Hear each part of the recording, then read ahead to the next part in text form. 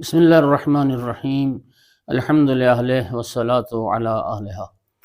مومنین کرام، امام جعفر صادق علیہ الصلوۃ والسلام کی ایک نئی اخلاقی حدیث کے ساتھ حاضر خدمت ہیں۔ امام علیہ السلام نے فرمایا کہ اس میں امام نے کھانے کے آداب کے متعلق ایک چیز کی طرف رہنمائی فرمائی اور فرمایا کہ اغسلوا ایدیکم قبل الطعام و بعدہ، کہ کھانا کھانے سے پہلے بھی ہاتھ دھو اور کھانا کھانے کے بعد بھی ہاتھ دھو۔ اور اس کا فائدہ کیا ہے؟ فرمایا فَإِنَّهُ يُنْفِي الْفَقْرَ وَيَزِيدُ فِي الْعُمْرِ، یہ عمل ہاتھ پہلے بھی دھونا اور بعد میں بھی دھونا، فرمایا کہ فقر اور غربت کو یہ ختم کرتا ہے اور زندگی کو لمبا کرتا ہے، طول عمر کا سبب بنتا ہے اور فقر دور ہونے کا سبب بنتا ہے۔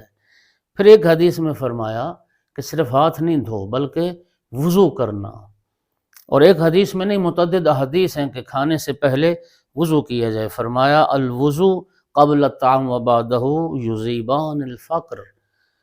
امام علیہ السلام فرماتے ہیں کہ کھانے سے پہلے اور کھانے کے بعد میں وضو کرنا جو ہے یہ فقر کو اور غربت کو دور کر دیتا ہے۔ اس کے بعد فرمایا کہ وضو کرنے کے بعد یا ہاتھ دھونے کے بعد کیا کرنا چاہیے؟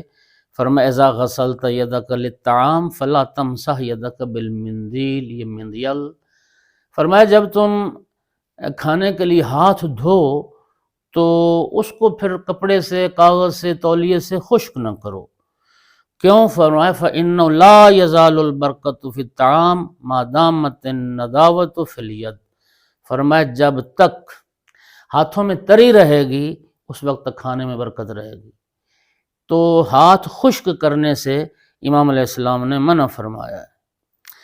پھر ایک حدیث میں فرمایا کہ جو شخص یہ چاہتا ہے کہ اس کے گھر کی خیر و برکت میں اضافہ ہو، کیا کرے؟ فَلْيَتَوَضَّعْ عِنْدَ حُضُورِ طَعَامِهِ، تو دسترخوان پر جب آ کے بیٹھے تو وضو کر کے بیٹھے تو اس کے گھر میں خیر و برکت میں اضافہ ہوگا۔ اور پھر ایک حدیث امام رضا علیہ السلام سے بھی ہے، آقا نے فرمایا کہ کھانے سے پہلے اور کھانے کے بعد جو وضو کرنا ہے وہ نعمتوں میں دوام کا باعث بنتا ہے، وہ نعمت کے دائمی اور ابدی رہنے کا سبب بنتا ہے۔